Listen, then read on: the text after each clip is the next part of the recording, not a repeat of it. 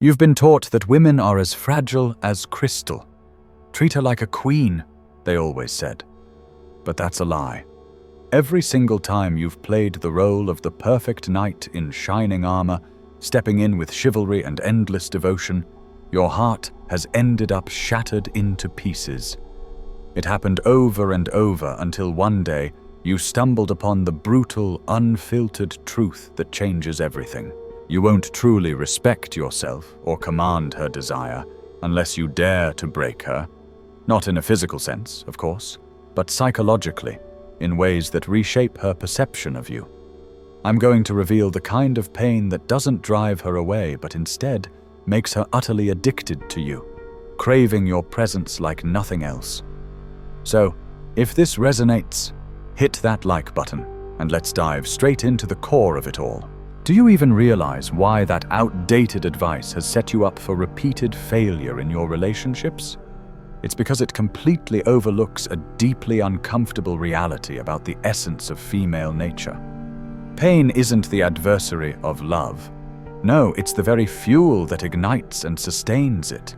Think about it.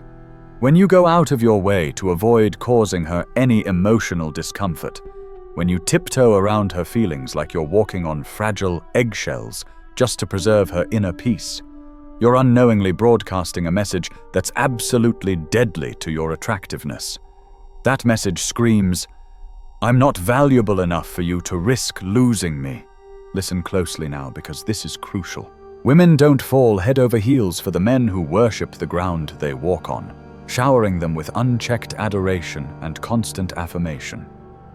Instead, they become deeply enamored with the men who challenge them, who push back against their whims and force them to confront their own emotions. The female mind is wired this way, programmed through eons of evolutionary pressures to view your hesitation to hurt her, even when it's necessary, as a sign of inherent genetic weakness.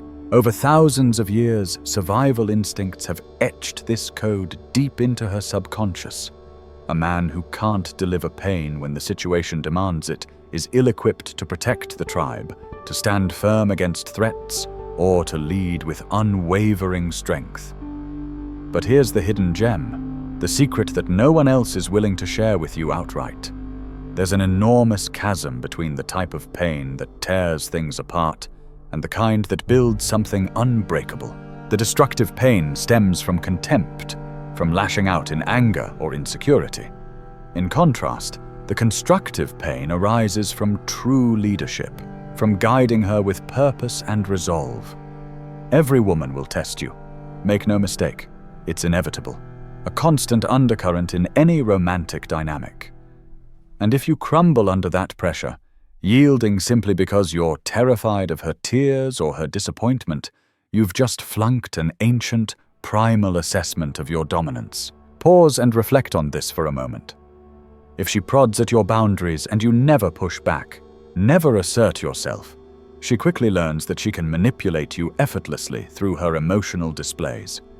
But if she tests you and you stand your ground, not with cruelty or malice, but with unyielding firmness without abandoning your principles, she realizes she's encountered a genuine man, someone worthy of her respect and pursuit.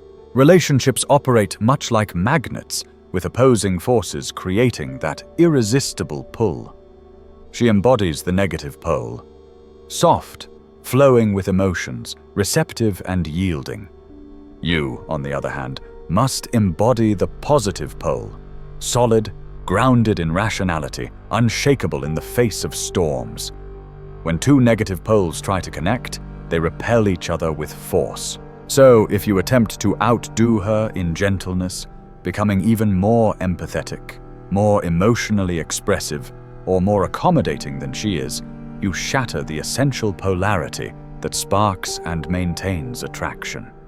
Niccolo Machiavelli grasped this intricate dance of power dynamics 5 centuries ago, and his insights weren't confined to the realms of politics.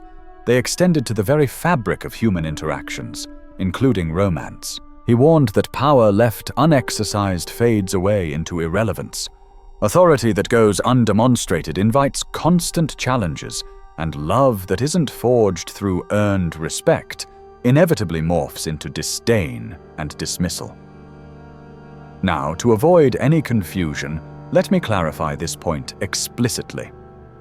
These principles don't apply to the platonic women in your life, like your mother, your sister, or your close friends. With them, empathy, kindness, and unconditional support are the appropriate currencies, fostering bonds of family and friendship.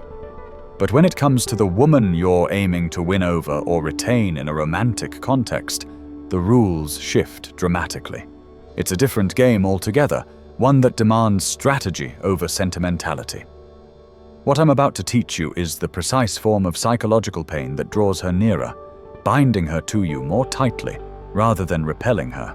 This pain originates from your own sense of self-worth, from a place of confidence and abundance, not from wounds of insecurity or resentment. It's the kind of pain that communicates, "I hold myself in such high regard that I won't beg for your validation or approval." It's never about retaliating with, "I'll hurt you because you hurt me first." That's petty and destructive. If these ideas are starting to click for you, if you're connecting the dots from all those past heartbreaks and failed connections where you gave everything and got nothing in return, then make sure to subscribe to this channel right now, because the insights unfolding in the minutes ahead will revolutionize how you approach and interact with women forever. Trust me, you'll want to revisit this content multiple times to fully internalize and master it, letting it seep into your mindset until it becomes second nature. But before we go further, it's essential to grasp what truly occurs when you shy away from administering this necessary pain. When you fail to handle it, the suffering boomerangs right back to you. She'll turn you into her perpetual experiment, probing and pushing until either you break her spirit through mismanaged conflict, or you shatter under the weight of it all. In this unspoken battle for control, there's no neutral territory, no safe middle ground to hide in. Allow me to guide you into the concept of assertive dominance, the skill of channeling your inner strength into delivering just the right measure of pain to her psyche. This isn't about reckless aggression or bullying. It's akin to performing delicate emotional surgery, requiring a steady, unflinching hand and a crystal-clear purpose. Let's jump into your first hands-on lesson, something I refer to as the schedule test. Imagine you suggest meeting up at 7 p.m. She counters with, "How about 6 p.m. instead?" If your calendar is wide open and you immediately agree without a second thought, congratulations, you've just botched a pivotal test of your value. By caving so easily, you've demonstrated that your time holds no intrinsic worth, that it's flexible to the point of meaninglessness. The correct response? A firm no. We'll stick to 7 p.m. or we can reschedule for another day. End of discussion. No elaborate excuses, no justifications spilling out to soften the blow. Your time is sacred simply because you've deemed it so, and that declaration alone elevates it. But brace yourself, because this is where it gets uncomfortable for you. A wave of panic might wash over you. The inner voice of the perennial nice guy will scream that you're being too rigid, that you'll scare her off, that compromising is the key to harmony. Silence that voice immediately. It's the same one that's left you alone or trapped in dynamics where respect is absent and you're taken for granted. Observe how ordinary men squander their principles like disposable waste. They bend to every timetable shift, every last-minute alteration, every fleeting desire she expresses, all under the misguided belief that such adaptability breeds appreciation and loyalty. What a catastrophic miscalculation. Unbounded flexibility doesn't inspire gratitude. It breeds outright contempt, eroding your standing bit by bit. By holding firm to your initial plan, even at the risk of forfeiting that particular encounter, you're transmitting a potent subconscious signal. I possess such abundance in options and self-worth that I can walk away from this without a second glance. And that very message is what ignites her innate drive to chase, to prove herself worthy of your attention. Here's a life-altering golden rule to etch into your memory. Agreeing might secure you that one meeting in the short term, but it sets the stage for endless future tests, each one chipping away at how she perceives your value until there's nothing left. A resolute no, however, might mean missing out momentarily, but it skyrockets her attraction, propelling it to new heights, even if her initial reaction is one of frustration or annoyance. Let me peel back another layer for you. That spark of anger she displays when you refuse isn't an indicator of your mistake. Far from it. It's precisely the emotional sting her mind requires to deepen her connection. The discomfort she feels when she realizes she can't mold you to her will is what solidifies her emotional stake in you. When she fumes over your refusal to bend to her fancy, when tears well up because you've stood unmovable, when she storms off in a theatrical huff for not being pampered like royalty. Resist the urge to chase with apologies. Instead, smile to yourself knowingly. You've sown the seeds of true obsession, the kind that takes root and grows unchecked. History's master tacticians, from Machiavelli himself to the shrewdest military minds, knew that authentic power isn't something you plead for. It's something you exhibit through action. The instant you beg, you've surrendered. The second you compromise out of fear, you've positioned yourself as the inferior. Embrace this core belief starting today. I am the prize, so as even if doubt creeps in, even if she appears to hold all the cards with endless suitors, conduct yourself as though you're the most invaluable asset in her world. Her subconscious will align with that reality, treating you accordingly. Yet this is merely the entry level. Genuine expertise emerges when you harness the mightiest tool in a man's repertoire, a word destined to be your closest ally and her most formidable foe. This word will irrevocably alter the balance of power in every relationship you enter. That word is no, and as we delve deeper, I'll show you precisely how and when to wield it to dismantle her defenses, flipping the script so that she's the one pleading for your focus. No is your deadliest instrument, yet it's fraught with peril. Botch its use, and you could raise everything to the ground. Master it, though, and you'll convert her apathy into all-consuming fixation. I'll equip you to sharpen this double-edged blade to perfection. Consider a routine moment. You're strolling together, and she suggests, "Let's head this way." Your ingrained good boy reflex urges you to comply without question. That's a blunder. Your reply should be a straightforward no. "We're going this path," delivered without debate or compromise. Proceed in your chosen direction. She can tag along or linger behind in a sulk, her decision entirely. Does this strike you as harsh or unkind? Allow me to unpack the underlying psychology. By habitually surrendering on minor choices, you're signaling that your own judgment lacks substance, that it's easily overridden. Once she internalizes that any whim can sway you, her esteem for your leadership evaporates, especially when bigger stakes are involved. Now let's explore a solo strategy in action. You float the idea of hitting the pool on Sunday. Her retort, "I'm not in the mood." And the typical guy would persist, wheedle, or bombard her with reasons why it'd be so rejuvenating. Not you. Your counter. "All right, catch you later." Then head to the pool by yourself. What's brewing in her thoughts during this? A quiet surge of alarm. Her primal instincts read your self-sufficiency as a direct challenge to her primacy in your life. "He's not bending his plans for me. I'm not his top priority. What if he connects with someone else out there?" Come the next invitation from you, she'll leap at it mid-sentence, having learned that your offers aren't desperate pleas.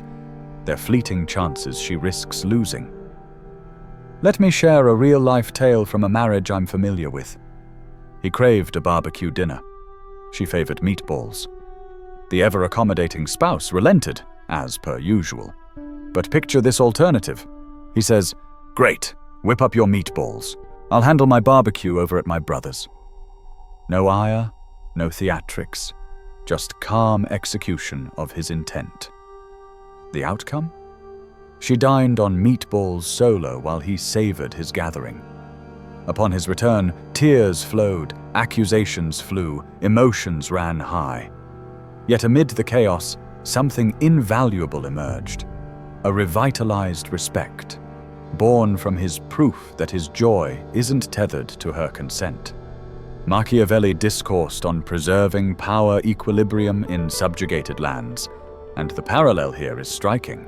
A domain unchallenged by pushback forgets its true ruler. If you never utter no, never defend your stance, she overlooks your autonomous will, viewing you as an extension of her desires.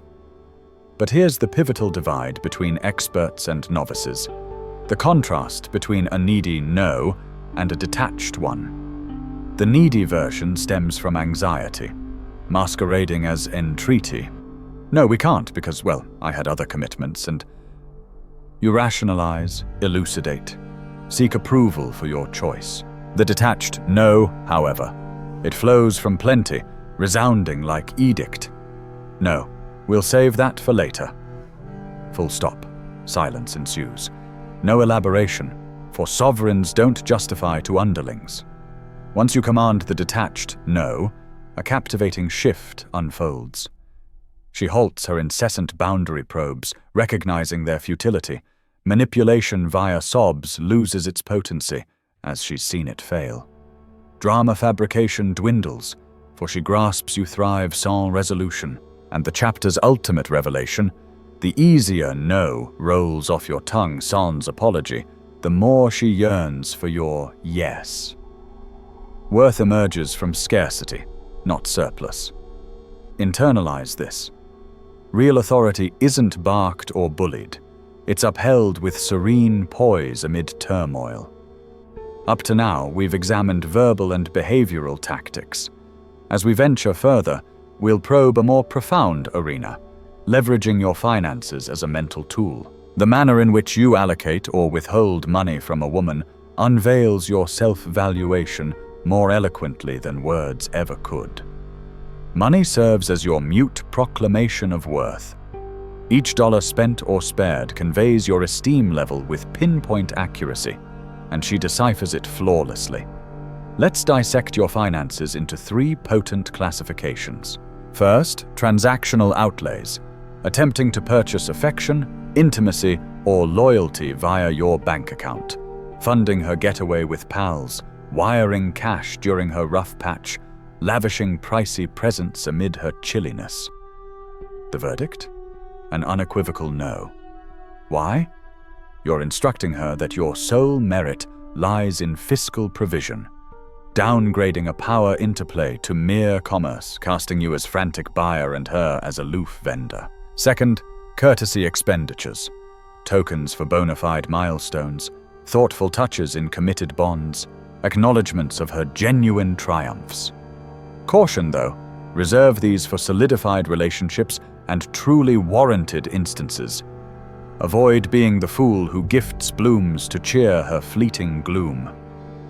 Third, essential disbursements. Here, you display providership sans groveling, covering the tab on your dinner invite, snagging film seats for your suggested outing, handling core costs of your planned escapade. These you settle promptly, sans cost mentions or qualms. Now, meet the trio of male money-handling archetypes. The skinflint hoards every penny, skimping even on Java. Consequence, respect vanishes, supplanted by views of pettiness over cunning. Defeat. The submissive supplier wields his funds as sentimental leverage. After all my outlays for you, he morphs into prey for opportunists, a walking aid. Debacle, graver than the miser. The commanding supplier invests judiciously, from surplus, not want. His spends declare, "This is affordable because I merit it." He never barters for reciprocity. He expends as extension of self. Here's a stinging illustration. She solicits Uber fare, citing chill and aversion to strolling. Yet she's been distant all week. Curt replies, intimacy evasion. The standard chap transfers pronto, deeming it chivalrous. Grave error. It's veiled supplication, not gallantry. Proper retort? No, unadorned. If pressed, figure another way. Period. Let her subway, trek, or phone a buddy. You're not obligated to ease discomfort for non-reciprocators. Yet the nuance distinguishing pros from rookies: needy fiscal no versus detached. Needy. Can't spot you cash 'cause I'm strapped, and you defend as if she owns the call. Detached fiscal no. No. Quiet. Topic shift. No rationale. As valued men don't expound finances. Machiavelli knew mishandled monetary might taints giver and taker alike. Gifting cash for fondness rots the bond at roots. And the harshest epiphany, witnessing your unflinching denial of monetary pleas, your purse immune to sobs or guile, alters her lens. You're no longer quarry but discerning man. The crowning paradox. Eagerness to buy love yields scant genuine warmth. Selectivity in spending, however, spurs her frenzy to earn your stake. Recall, female-bound funds must affirm your plenitude, never beseech notice, stemming from might, not lack. Thus far, mechanics alone. As we culminate, we'll address the sustaining psyche. Absent apt mentality, these ploys ring hollow, spotted afar by savvy women. You've traced the evolution from crystal-handling gent to polarity-savvy tactician. Many linger as floundering nice guys, courage deficient. Not you. This craft demands rehearsal and composure, yet yields self-evident. If this shifted your view, subscribe for veiled societal truths and comment a pointer for brethren in your former shoes. Your tale could spare them eons of flops. Till next.